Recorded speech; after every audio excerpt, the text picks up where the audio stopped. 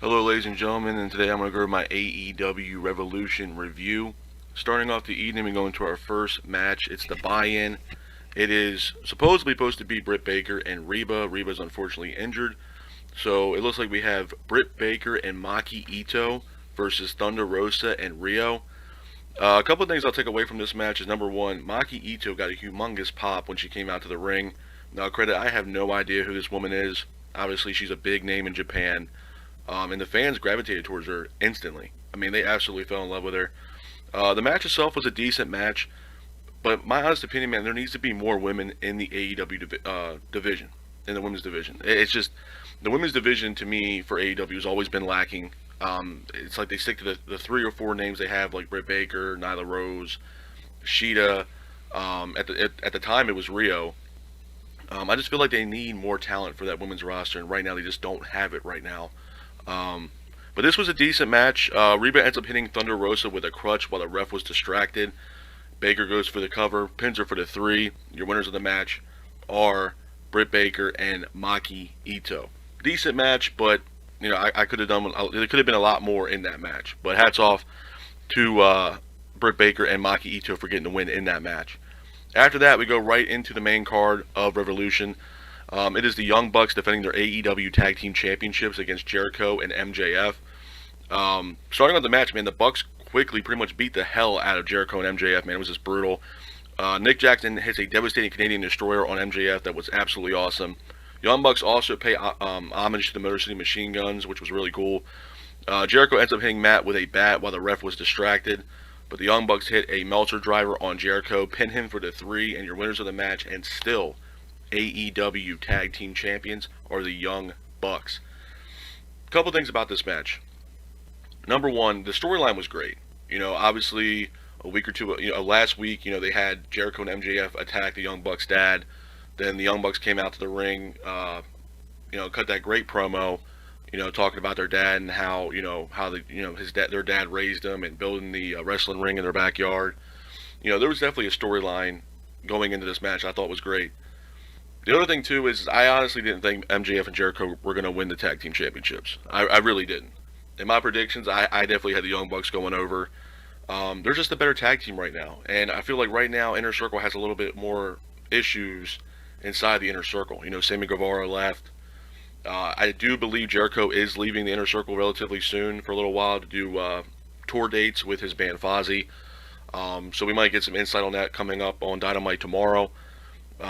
But I can definitely see the wheels kind of falling off a little bit within the Inner Circle, so I'm definitely looking forward to what's going to happen with that. But hats off to the Young Bucks for getting the win in this match. After that, we go to our next match on the card as well. It is the Casino Tag Team Battle Royal. The Natural Nightmares and the Dark Order end up starting the match. It was a really good match. I believe it was Dark Order number 10 and number 5, if I'm not mistaken, that started this match for Dark Order. A couple of things I took away from this match was number one was QT Marshall. QT Marshall looked like he had a little hostility with Dustin after Dustin got upset with him after QT eliminated the Gun Club. Now the Gun Club is a part of the Nightmare family. Looked like it kind of really ticked off Dustin Rhodes. And then next thing you know, you see QT jumping over the ropes and eliminating himself in this battle royal, and Dustin Rhodes is by himself. So definitely looking forward to what's going to happen between Dustin Rhodes and QT Marshall. Looks like the wheels are starting to fall off as well with the Natural Nightmares. So definitely looking forward to what's going to happen between those two guys.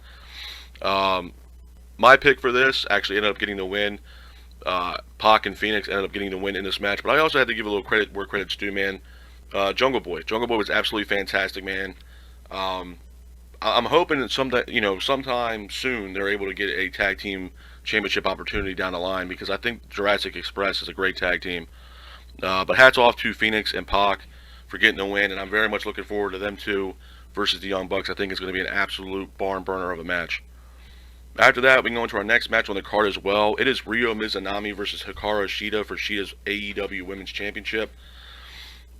A couple things about this match too, man. Number one, I think this was a very tough test for Shida. I think this is one of her toughest tests yet in the ring. Some people might say, well, Abaddon gave her a really good match. I don't think so. Abaddon's ceiling is very, very low, in my honest opinion. I don't think the gimmick's going to really last long. She's an okay competitor. I still feel like, Abaddon's kind of still, there's a lot more work for Abaddon to do, but she has a very low ceiling. Ryo Mizunami did a fantastic job. She really did. As far as even in the tournament, the Japanese side of the tournament, the match she had with Aja Kong was a great match, and she really held her own. And according to what she was saying, she was going to retire last year. And now that she had this match with Shida, which she did a fantastic job and a great showing in this match. I hope she doesn't retire, man. I feel like there's a lot left for Mizunami. Absolutely. Um, Shida ends up getting hits the finish on Mizunami with the running knee strike, pins her for the 3, and your winner of the match and still champion is Shida. I do think I'm looking forward to, I would say, what's going to happen next with Shida. Who's going to challenge Shida next, especially in the division that they have right now? Because in my honest opinion, man, the division is really weak. There's not a lot of notable names in this division that can give Shida a run for her money. And quite frankly, Mizunami, in my honest opinion, was the only person right now that gave Shida her toughest test yet. Not Nyla Rose, nobody else, not Britt Baker, nobody. I feel like Mizunami was the toughest test she's had. And people are like, oh, we're building up Shida to be the best thing. Let me tell you something, man. Shida's a great competitor, great wrestler, great athlete. But you need to have somebody that's going to counterbalance that and have another, tough opponent for Shida to possibly dethrone Shida for that belt. And right now we're just not having that. Right now the division is it's too weak, man. I was kind of hoping, even in this tournament, that we would get Impact talent involved in this tournament. They had, I think at the time they had Taya Valkyrie before her contract was up, and she had eventually moved on to NXT, and now Taya Valkyrie's in the Performance Center. But you have Deonna Purrazzo, you have Jordan Grace, I believe her name is Havoc, Rosemary. There's so many names on Impact Wrestling. I mean, the women's division right now is pretty much almost better than AEW's, in my opinion. And that's saying a lot, especially about Impact Wrestling. And I thought in the tournament they were going to incorporate some Impact talent, but that's just not the way it went down. My pick to win the tournament was Thunder Rosa. I thought Thunder Rosa versus Shida would be a better match in the ring and on paper. I really do. I'm not taking anything away from Mizunami. I think she did an absolutely phenomenal job. But, I think me personally, the more eyes would have been on this match if it was Thunder Rosa versus Shida. But hats off to Shida for getting the win, and I'm very much looking forward to what's going to happen with Shida next. After that, we go into our next match on the card as well. It is Chuck Taylor and Orange Cassidy versus Miro and Kip Sabian. But before this match even gets started, Chuck Taylor and Orange Cassidy are doing an interview backstage. Next thing you know, they're attacked by Miro and Kip Sabian. Pretty much beat the hell out of both Chuck Taylor and Cassidy. Miro and Sabian pretty much attack Taylor in the ring. They beat the hell out of him. Orange Cassidy shows up. He tries to get there. He looks like he's stumbling. He's definitely hurt. He ends up hitting a Superman punch on Miro that was absolutely devastating on the ramp. But Miro ends up applying an accolade on Taylor. Taylor ends up tapping out, and your winners of the match were Miro and Kip Sabian. Now, in my honest opinion, man, number one, Miro needs to get the hell away from Kip Sabian. It's just not working out. It's just not. Miro needs to have a singles run and be who we all know that Miro or Rusev can be. He can be a champion. He can be TNT champion. He can be AEW World Heavyweight Champion if you build him correctly. Kip Sabian's doing nothing for Miro. Absolutely nothing. In my honest opinion, I'm sorry. He's just not. There's no shot. And not only that, if it wasn't for Miro, where the hell would we see Kip Sabian right now? On AEW Dark. Which I'm not knocking AEW Dark. I'm not saying that. But he would not be on TNT right now. There's no way. There's no way. Miro's kind of keeping him afloat right now. Because there's a lot of, even Scorpio Sky, and we'll get into Scorpio Sky in a little bit, but he had a lot of his matches as of late on AEW Dark, and look at him now. I think Scorpio Sky is a top guy for this company. And I hope AEW is able to utilize him correctly. I think he's a very great athlete and a very great competitor in that ring, and can be a great world champion. Absolutely. Absolutely. But hats off to Miro and Kip Sabian for getting the win in this match. After that match, we go to our next match on the card as well. It is the money match. It is Adam Page versus Matt Hardy. This was a good match. A couple things I would take away from this match was Private Party showing up, trying to distract Adam Page. Hardy ends up hitting a twist of fate on Adam, only pins him for the 2. Dark Order arrived. Dark Order end up attacking Private Party, which sets up Adam Page hitting the buckshot lariat on Matt Hardy, pinning Hardy for the 3, and your winner of the match is Adam Page. A couple things about Adam Page. Number one, I think he should join the Dark Order. I really do. My initial thought about Adam Page was I knew eventually, and I still think this is going to happen, that a 4 Horsemen stable is coming to AEW. Right now, it looks like it's going to be FTR and Shawn Spears. And I thought originally it was going to be, them three and Adam Page. Because Adam Page kind of gives off that Barry Windham kind of feel, you know what I mean? Barry Windham was the cowboy with the cowboy boots, and you kind of get the same aspect with Adam Page. And they both have devastating clotheslines, absolutely. Both Barry Windham and Adam Page. I don't think it's going to happen. The way I would put Adam Page, I would put Adam Page in the Dark Order and call Adam Page the Dark Horse. He has a cowboy gimmick. It really works. People love Adam Page, man. And it seems like the ball is starting to roll with Adam Page and the Dark Order. And Dark Order has been recruiting him for a while. Why not throw him in there? He's no longer with the Elite as of right now. And honestly, I think he can use the backup. And they can really, make him into a better athlete than he already is, in my honest opinion. So I'm very much looking forward to what's going to happen with Adam Page next, and what's going to happen with Matt Hardy. Where does Matt Hardy go from here? Does Matt Hardy try to recruit somebody else to be a part of his team? It's going to be some interesting stuff leading up to Double or Nothing for their next pay-per-view for AEW. After that, we go into our next match as well. It is the Face of the Revolution ladder match. The names that were announced for this match were Lance Archer, Scorpio Sky, Max Caster, Pentagon, and Cody, with the other competitor being a mystery that he would be revealed in this match. Number one, this match was great. The actual person that actually came down for this match that was the mystery opponent for this match was none other than Ethan Page. Ethan Page looks like he has signed a contract with All Elite Wrestling, for what I understand, and he had a great showing. Pentagon. A couple of things I would say too with Pentagon hitting that Canadian Destroyer on the ladder, hanging off the apron on Cody, absolutely brutal. Rhodes ended up getting injured in this match, by the way, and Arn Anderson and the medical staff came out, and they looked like he was going to go to the back of the locker room. And I honestly thought Archer was going to win this match as well. Archer, that devastating rising knee that he hit on Scorpio Sky, sending Sky through a ladder on the outside, absolutely brutal spot. And Archer's blackout that he hit on Max Caster on the ladder was absolutely devastating as well. It's cool seeing Jake Roberts. Jake Roberts got involved in this match as well, hitting a clothesline on Ethan Page, which to me I thought was absolutely hilarious. But Scorpio Sky ends up getting the win in this match. In my honest opinion, man, he was the right guy to win this match. He really was, because Lance Archer was getting a push. Now, credit, Archer was my second choice to win this match. Now, Max Caster, my thing with Max Caster, number one, he's a great wrestler. He's a really good wrestler, but he needs to stay in the Acclaimed. Stay in the tag team division, win the tag team, get an opportunity to face the Young Bucks, or, just stay a tag team. There's no reason for you to be on a singles run right now. You just got an AEW, stay with this tag team. Number two, a lot of people are saying Cody Rhodes, and honestly, I can't blame him. Cody Rhodes still has some unfinished business with Darby Allin, and Cody could definitely be the face of the Revolution. Quite frankly, he kind of is. He's the one that kind of started all this AEW stuff with Omega and the Bucks, Tony Khan, and it would have fit perfectly.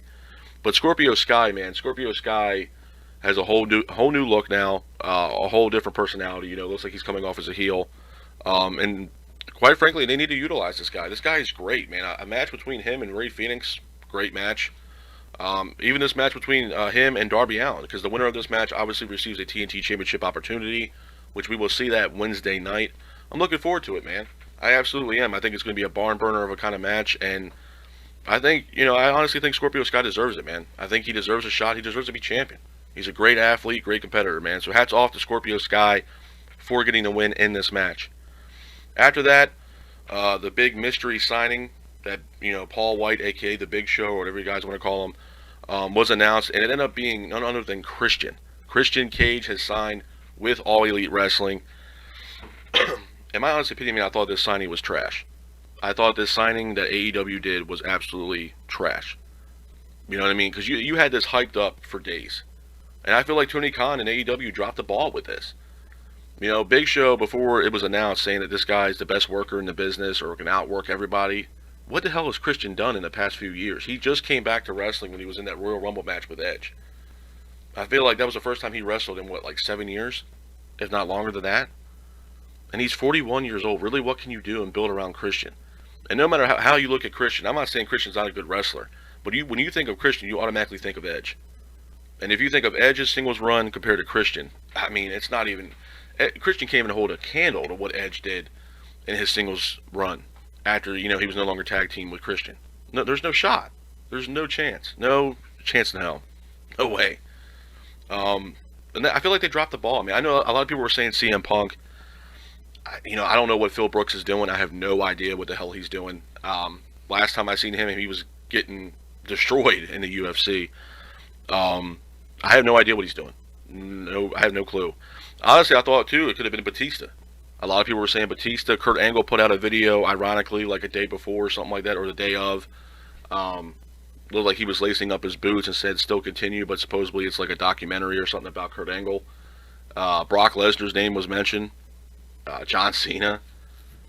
Rob Van Dam was also mentioned. Even Lars Sullivan, which I don't know how the hell Lars Sullivan's name was mentioned as the mystery person that's going to sign with AEW.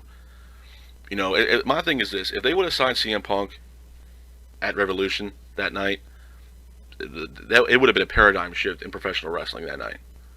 WWE would have been shaking in their boots, man. There's no doubt. They would have been like, what the hell is going on? There's no way they wouldn't have. And that's the guy you need. Yeah, he's about the same age as Christian. But let me ask you this. Is he going to push the needle as far as ratings compared to Christian? Christian's not going to do anything for the ratings. To be honest with you, compared to CM Punk, oh my God. There's no shot. It would that arena that night in Daly's Place, if CM Punk would have showed up, would have exploded. The crowd would have erupted. Internet would have been going absolutely insane if CM Punk showed up on Dynamite. Now, could it still happen? Maybe. But it looks like a very small maybe. So to be honest with you, the Christian, showing up on and not only that, he was only out there for 90 seconds. He didn't say anything. He signed the contract and walked back to the, up the entrance ramp. That was it. 90 seconds. What the hell was the point? I feel like AEW really dropped the ball on this major signing that was going to happen in AEW. Absolute trash, man. Moving on from that, we go into our next match on the card as well. It is Darby Allin and Sting versus Ricky Starks and Brian Cage in a street fight. Number one, man, this match was awesome. This was probably, to me, honestly, the match of the night. The cinematics and the camera shots that were shown in this, I mean, even the beginning, man, seeing Brian Cage and Ricky Starks arrive in some, souped-up car, and then you have Sting driving like a Toyota Tacoma through, like, the downtown area, I guess downtown Jacksonville, and Darby Allin's on a skateboard doing ollies and kickflips and stuff, and you got people dressed in Sting gear, and then he's, Darby Allin's riding a skateboard down the street. Next thing you know, he rides on the back of Sting's Tacoma. They're blasting Darby Allin's music, and then they get to this crazy-looking warehouse. And honestly, the warehouse kind of gave me a similar resemblance to Sting's old Titantron video for WCW when Sting was in that window area, if you will, with the crow face paint and the jacket, the duster, if you will, and he jumps off the duster and then steps on Hulk Hogan's picture. It kind of looked like the same kind of place, man. It was kind of weird. This was a fantastic match, man. And like I said, the attention to detail of this match, the ring and people coming down to the ring dressed as Sting, and Brian Cage and Ricky Starks are beating the hell out of these people. And then you have Darby Allin and Sting showing up, and it was great, man. My thing is this: if you're going to book Sting in AEW, this is how you do it. This is exactly how you do it. This was absolutely fantastic. And hats off to Sting, man. Sting looked like the old Sting. A little minor adjustments and all that stuff, but I mean, Sting was getting beat up pretty bad, and he held his own. He really did. Couple things I will take away from this match was Team Taz. They ended up beating the hell out of Darby Allin. Team Taz ends up throwing, I think it was Will Hobbs and Brian Cage, ended up throwing him through like a plain glass window. I believe it was Darby Allin. It looked absolutely brutal. Allin hitting his coffin drop off the second floor on Cage, and they go through like this structure all the way down to the floor. Brutal spot, man. Absolutely brutal. But Sting ends up hitting a Scorpion Death Drop on Ricky Starks, pins him for the 3, and your winners of the match are Darby Allin and Sting. It was a great match. Honestly, probably the match of the night for me, to be honest with you, compared to the main event, which everybody's talking about. I already know. Trust me, I've seen the event myself. To me, this was the match of the night, and honestly was. The cinematics were great. The location of where they had this, and how the storyline itself with Team Taz and Sting and Darby Allin. And then I said this before, man. The final product, us getting this match, absolutely phenomenal stuff. Absolutely. So hats off to Darby Allin and Sting. I very much look forward to what's going to happen with Sting next.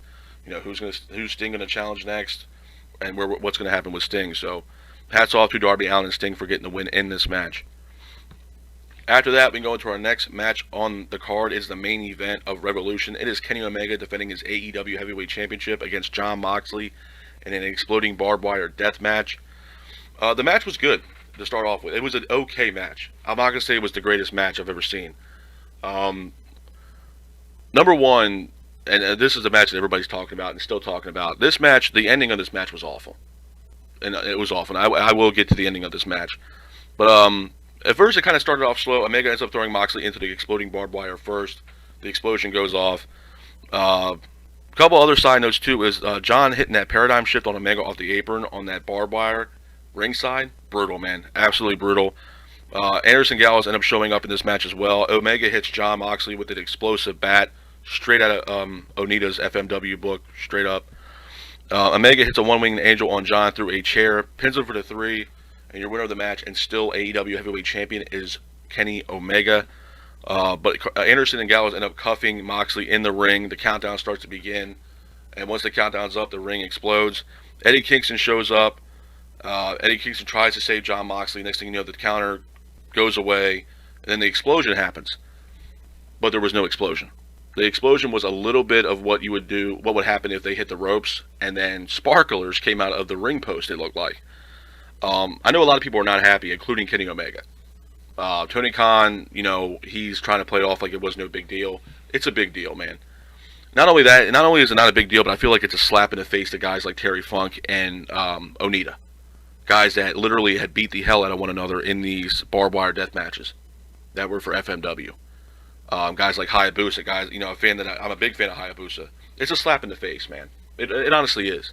Now, credit, I don't want anybody to get in this match and somebody to get seriously hurt. But I mean, come on, man. You got 4th of July sparklers coming out of the ring post. Almost pretending as if it was an explosion. Now, the best way to do this, when this happened, I laughed. When I saw the sparklers come out of the ring post, I'm like, where the hell's the explosion? There is no explosion. The best thing they could have done is they could have done like a jab or a joke, if you will, on Kingston and Moxley. Because Kingston coming out and saving Moxley, number one, is a big deal because, looked like they had like a little in-ring rivalry going for a while. Kingston showing up, absolutely awesome. Them two are really good friends. A lot of respect for one another, and now, who knows what's going to happen between Kingston and Jon Moxley. But how I would have booked that is I would have played it off as a joke. Anderson and Gallows and Anderson and Moxley could have came back onto the ring, started laughing, pointing at Kingston and Moxley as it was a big joke, but that didn't happen. And honestly, it didn't go over as well as everybody thought it was going to do. It didn't. And it ended up being pretty bad, to the point where Jon Moxley was upset about it. Kenny Omega was completely upset about it. And it was pretty bad. It was pretty bad. So, I mean, as far as this event goes, if I had to give it a rating between a 1 out of 10, I'm going to give it maybe a 5.5, 6. There was some decent matches on this. To me, honestly, the match of the night for me was Darby Allin Sting versus Brian Cage and Ricky Starks. I thought that match was absolutely phenomenal. But that main event, the ending, man, was bad. It was really bad. I'd be very surprised if they do another exploding barbed wire death match in AEW after that. I'd be very surprised. But that is my review of AEW's Revolution. I hope you guys are out there staying safe. Be careful, and remember, stay classic. Peace.